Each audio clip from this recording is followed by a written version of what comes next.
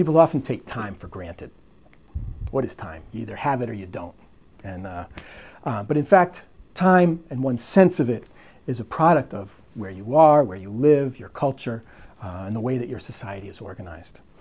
In the pre-industrial world, it was religion which determined the daily rhythms of life.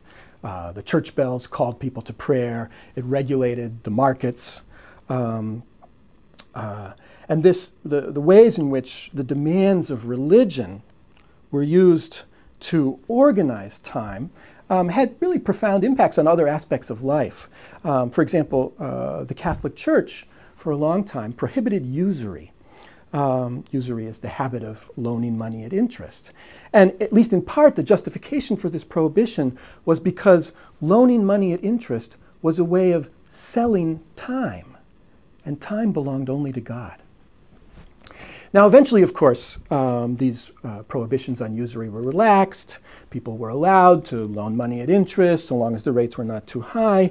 But this close association between the church and time persisted for a long time. And for example, during the French Revolution, when French revolutionaries wanted to challenge the power of the church, the social power of the church, one of the things that they went after was the church calendar. They dispensed with the old calendar. They renamed the months, no longer making reference to the gods of antiquity, Juno, Mars, etc. They renamed them after the seasons, the change of the seasons. So they had a Floréal, the month of the flowers, Pluviose, the month of the rain, Brumaire, the month of the fog.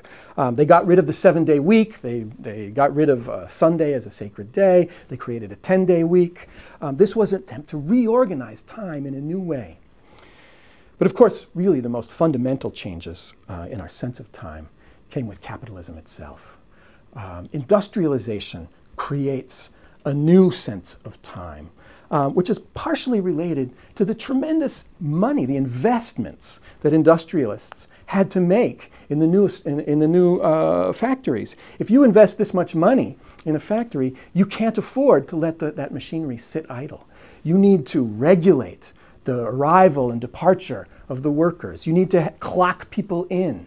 You need to, while they're at work, you need to supervise them. You need to keep them under surveillance to make sure that they are using their time well. So time became a kind of discipline under industrialization. And this is reflected too in the ways that workers responded to this. Prior to industrialization, workers in a workshop, artisans, they decided when they were going to pick up their tools. They decided when they were going to put them down.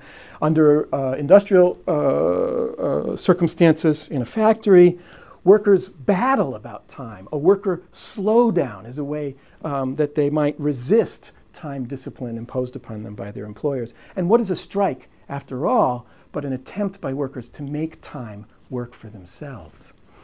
Finally, of course, the modern world demands that time be standardized. And this was kind of a huge practical problem. If you set your clocks by the sun, noon is when the sun is at its highest point during the day. But that means that noon in Toledo is different from noon in Cleveland, and it's different from noon in New York.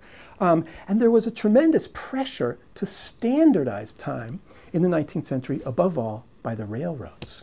And in the United States, for example, the creation of the time zones was not done by the state.